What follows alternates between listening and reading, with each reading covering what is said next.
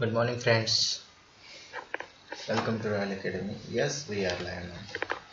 Friends, yesterday we started our 2.5. That one is the book review, Swami and Friends by R. K. Narayan, and we already seen the a little bit about the book. पुस्तकाबद्दल थोडेसे मत आपण थोडक्यात पाहिले होते. And today we are going to start our lesson with significance of the book. What's mean by significance? आपण त्याला महत्व म्हणू शकतो किंवा त्या पुस्तकाचे वैशिष्ट्य. सिग्निफिकन्स म्हणजे महत्व. तर सिग्निफिकन्स काय आहेत त्या पुस्तकाचं, असं एवढं का बरं असं महत्वाचं आहे की त्या पुस्तकाचा बुक रिव्ह्यू आपल्या 10वीच्या पुस्तकामध्ये अभ्यासासाठी दिलेला आहे. एवढं काय त्या पुस्तकामध्ये विशेष आहे का? चला तर मग पाहूया. Swami and Friends by R. K. Narayan is not merely an interesting read that could be enjoyed from top to bottom, but the work attribute a lot of literary value even if it is a teen book. Swami and Friends by R. K. Narayan is not a merely an interesting. Okay, काय म्हणतात तर स्वामी आणि त्यांचे मित्र हे जे पुस्तकाचं शीर्षक आहे, कोणी लिहिलेलं, आर के नारायण यांनी लिहिलेलं पुस्तक आहे. हे पुरेसं वाचण्याचा आनंदच देत पुरेपूर वाचण्याचा आनंद देते आणि त्याचबरोबर काय तर that could be enjoyed from the top to bottom, but the work attribute a lot of literary value even if it is a teen book. एवढंच नाही तर त्याचबरोबर किशोरवयीन मुलांचे साहित्य असून देखील हे पुस्तक फार मोठे आणि मौलिक साहित्याचे मूल्य जपते. म्हणजेच काय तर साहित्य रचनेमध्ये किंवा साहित्य लेखनामध्ये या पुस्तकाचा भरपूर महत्त्वाचा किंवा मोठा रोल प्ले होतो. त्यामुळं हे पुस्तक अतिशय महत्त्वाचं म्हटल्या जाते किंवा गणल्या जाते. बघा पुढे, स्वामी and Friends is a good read for the kids and teens alike. स्वामी आणि मित्र हे मुलांसाठी आणि खास करून किशोरवयीन मुलांसाठी असलेले अतिशय उत्तम काय आहे वाचन साहित्य आपण याला म्हणू शकतो. किंवा ह्या पुस्तकामधून इंग्रजीचा शब्दसंग्रह भरपूर वाढणार मुलांचा, त्यासोबतच व्याकरण ग्रॅमॅटिकली देखील मुलांचा ग्रामर देखील खूप चांगलं होईल. यामुळं किशोरवयीन वयाच्या मुलांमध्ये ह्या वाचन साहित्याला खूप जास्त आपण महत्त्व आहे असं म्हणू शकतो. Also, the book is widely used in the Asian continent as a study text for the students who study literature as a subject at school. Okay, ऐका इकडे लक्ष द्या. Also, a book is widely used in the Asian continent. एवढंच नाही तर पूर्ण आशिया खंडात अनेक खूप मोठ्या प्रमाणात वापरल्या जाणारे हे पुस्तक आहे as a study text for student who study literature as a subject or at school. जे विद्यार्थी लिटरेचरचा अभ्यास करतात अशा विद्यार्थ्यांच्या शाळेमध्ये एक विषय म्हणून ह्या पुस्तकाला बघितल्या जाते किंवा एक विषयच म्हणून त्यांच्या हातामध्ये स्वामी अँड फ्रेंड्स हे पुस्तक दिल्या जाते. म्हणजे आशिया खंडामध्ये या पुस्तकाला एवढं जास्त महत्त्व आहे, यांच्या साहित्याला एवढं जास्त महत्त्व आहे की ह्या पुस्तकाचं अक्षरशः एक विषय म्हणून अभ्यास केला जातो लिटरेचरमध्ये. लिटरेचर म्हणजे साहित्यामध्ये, जसं आपलं म्हणतो English literature, Marathi literature, Hindi literature. Art फॅकल्टीचे विद्यार्थी लिटरेचर घेतात, मराठी लिटरेचर, इंग्लिश लिटरेचर. जेव्हा तुम्ही इंग्लिश लिटरेचर घेसाल तर भरपूर विद्यापीठ असे आहेत जे विद्यापीठ अक्षरशः स्वामी अँड फ्रेंड्स हा एक सब्जेक्ट म्हणून विद्यार्थ्यांच्या हातामध्ये अभ्यासासाठी देतात. इतकं जास्त महत्त्व त्या पुस्तकाला आहे. This does not mean that the book is filled with heavy grammar and technical jerks. Okay, technical jerks म्हणजे words used by particular professionals that other fail to understand. Okay, आता बघा कशामुळे मग त्याला एवढं महत्व आहे. लिटरेचरमध्ये का त्याला मोजल्या जाते, लिटरेचरमध्ये का त्याला एवढं अनन्यसाधारण महत्व आहे किंवा त्याला एक विषय म्हणून पाहिलं जाते. तर this does not mean that the book is filled with heavy grammar and technical jerks. म्हणजे याचा अर्थ असा नाही की त्यामध्ये खूपच ग्रॅमॅटिकली किचकट असं ग्रामर आहे आणि न समजता येण्यासारखे शब्द जंजाल म्हणू शकतो आपण त्याला टेक्निकल जर्क्सला, की ते इतकं प्रचंड प्रमाणात आहे म्हणून त्याला एक लिटरेचरचं महत्त्व आलं असं नसून actually the truth is in the contrary to this. तर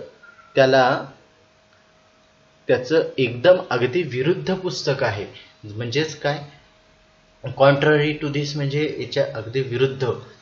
म्हणजेच तर त्यामध्ये कुठल्याही अवघड शब्दजंजालांचा वापर नाही आहे, कुठल्याही अवघड ग्रामरचा वापर नाही आहे, हेवी ग्रामर वापरलेलं नसून खूप सोप्या साध्या भाषेमध्ये लिहिण्याचा प्रयत्न केला गेलेला आहे ते पुस्तक. त्यामुळंच ते पुस्तक इतकं महत्त्वपूर्ण ठरलं आहे.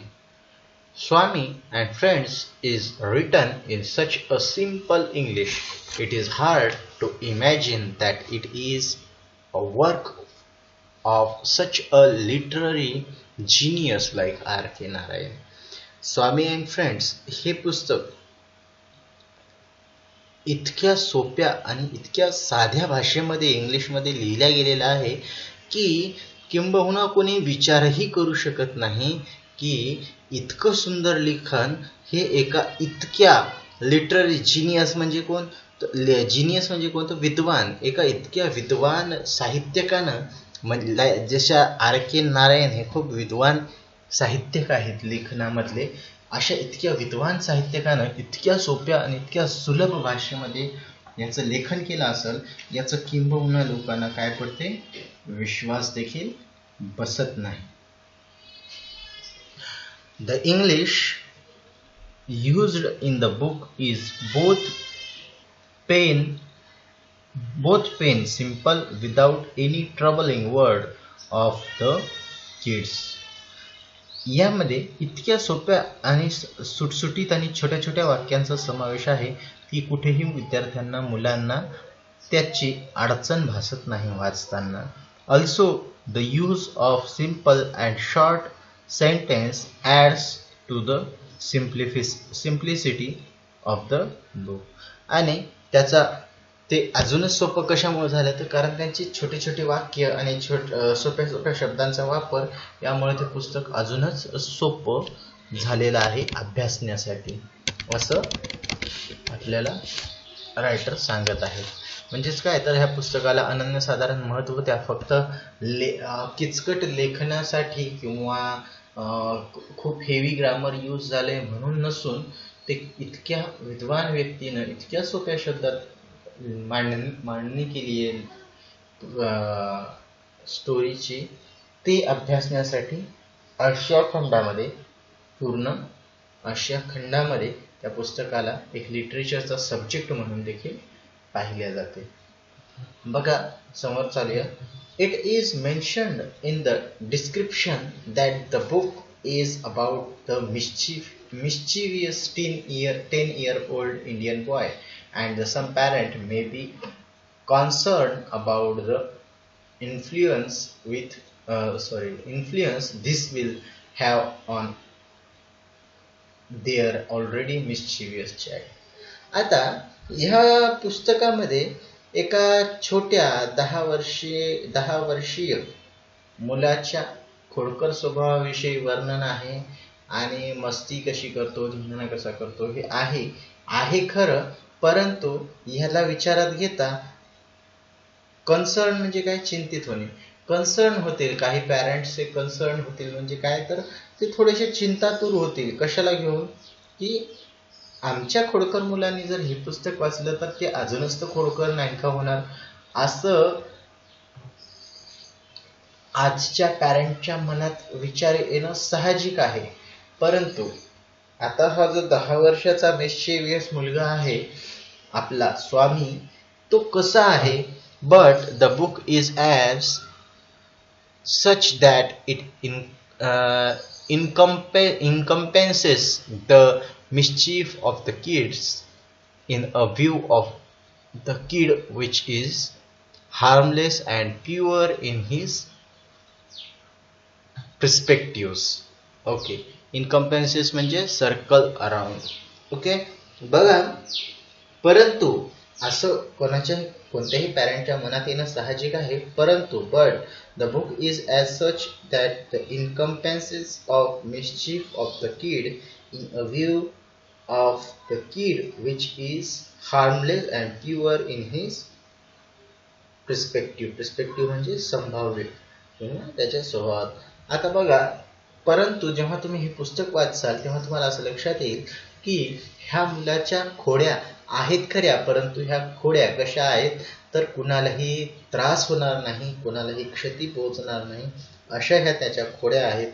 आणि नक्कीच यामधून आपला मुलगा किंवा आपल्या मुलावरती ह्याचा परिणाम होणार नाही असं लेखक सांगू इच्छितो, की याचा कुठलाही इफेक्ट पॅरेंटने असा विचार करणं चुकीचं ठरेल की आपल्या खोडकर मुलावरती अजूनच आपला मुलगा खोडकर होईल, असं कुठलेही प्रकार घडणार नाही असं लेखकाला मात्र शाश्वती आहे. का बरं शाश्वती आहे, तर कारण लेखकाने R.K. नारायण यांनी इतकं सुंदर लेखन केलंय की जरी तो 10 वर्षाचा खोडकर मुलगा असला तरी त्याच्या खोडकरपणामध्ये कोणालाही नुकसान पोहोचवणे, कोणालाही क्षती पोहोचवणे, कोणालाही त्रास देणे ह्या उद्देशाने त्याचा खोडकरपणा नसल्यामुळे त्याचा इफेक्ट आपल्या मुलांवर होणार नाही असं लेखक आपल्याला सांगतोय. Also amidst all all the mischief and naughtiness, we actually find that very sensitive. पण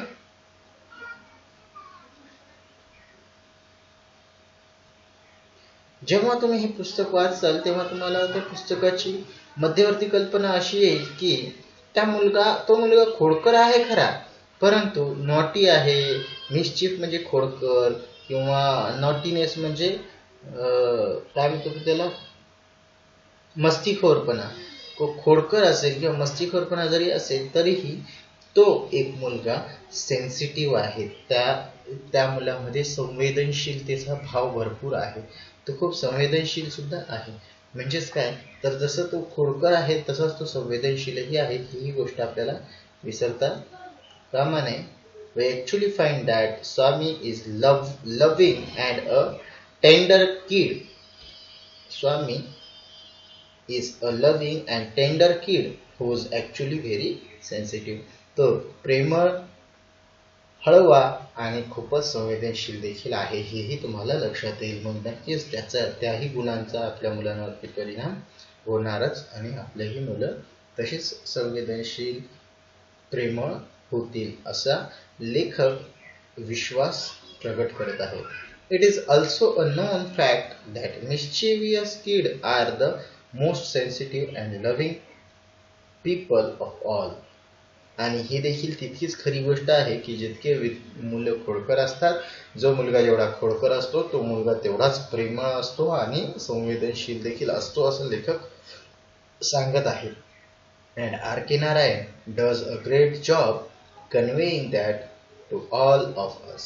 आणि लेखक ऑथर R.K. नारायण हीच गोष्ट आपल्याला पटवून देण्यामध्ये खूप चांगल्या प्रकारे यशस्वी झालेले आहेत किंवा यशस्वी दरवेळेसच होतात. त्यांच्या लेखनामध्ये ही कला असते की ते खूप सुंदर लेखनातून आपल्याला ही गोष्ट पटवून देतात. हे आहेत लेखक, हे आहेत आपले पुस्तकाचे author R.K. Narayan. So In conclusion, it can be said that this book is a good read for children of all ages who may just enjoy a good read or who may want to improve their English skill. एवढंच काय तर थोडक्यात सांगायचं झालं तर हे पुस्तक ज्यांना केवळ वाचनाचा आनंद घ्यायचा आहे किंवा इंग्रजीचे कौशल्य वाढवायचे आहे अशा सर्व वयोगटातील मुलांसाठी अतिशय उत्तम वाचनाचा अनुभव ठरणार आहे किंवा अनुभव देतील. ठीक आहे, म्हणजे ज्यांना स्वतःच्या इंग्लिशमधले कौशल्य स्किल्स ह्या डेव्हलप करायच्या आहेत, वाचनामधील शब्दसंग्रह हे वाढवायचा आहे, त्यांनी नक्कीच ह्या पुस्तकाचं वाचन करायला पाहिजे.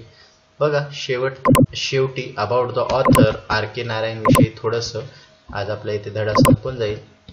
About the author of Swami and friends is India's one of the great author of all time R.K. Narayan.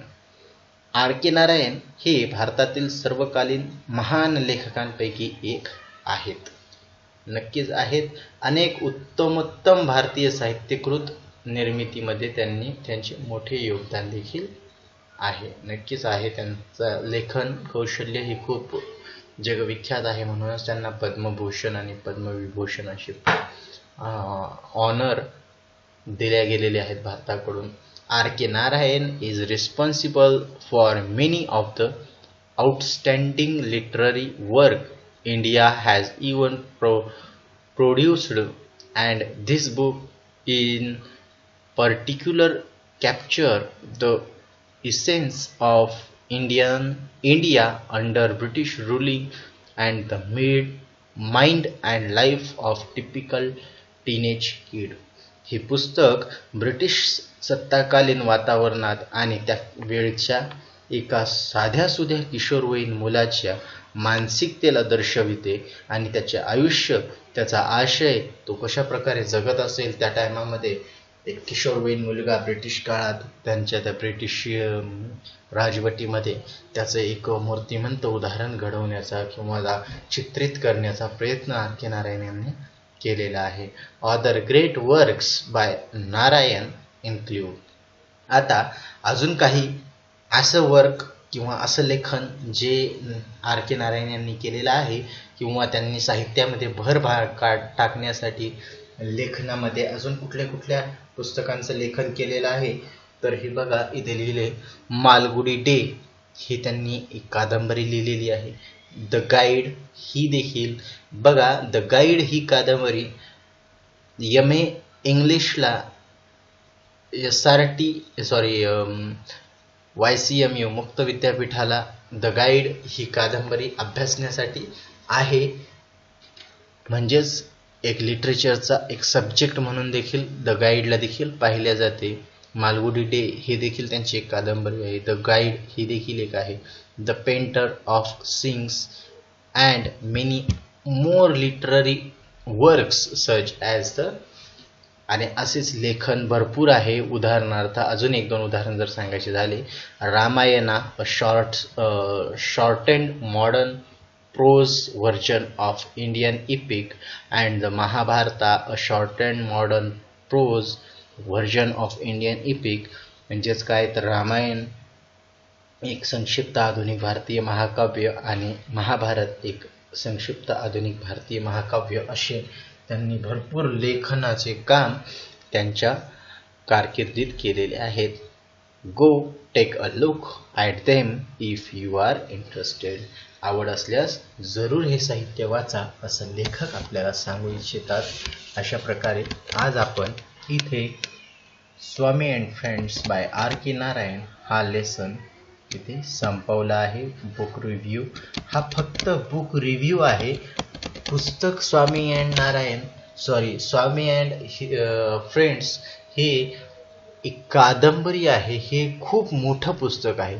आपल्याला जे 1.5 पानाचं दिलंय हा फक्त संक्षिप्तामध्ये त्याची एक तोंड ओळख म्हणून आपल्यासाठी अभ्यासासाठी दिलेला आहे, जेणेकरून आपल्याला त्या त्या स्वामी अँड फ्रेंड्स या पुस्तकाविषयी आवड निर्माण व्हावी आणि आपण ते पुस्तक वाचावे हे या लेखनाचा उद्देश आहे. ठीक आहे मुलांनो, या ठिकाणी आपला युनिट 2 संपत आहे. आपला युनिट 2 उद्या संपेल. उद्या म्हणजे अजून एक लेसन राहिला आहे 2.6 वर्ल्ड हेरिटेज नावाचा. त्यानंतर आपलं युनिट 2 हा कंप्लीट संपणार आहे. तर मग इथे आज आपण थांबूया. याचा वर्कशॉप उद्या होऊया. ठीक आहे. Thank you very much.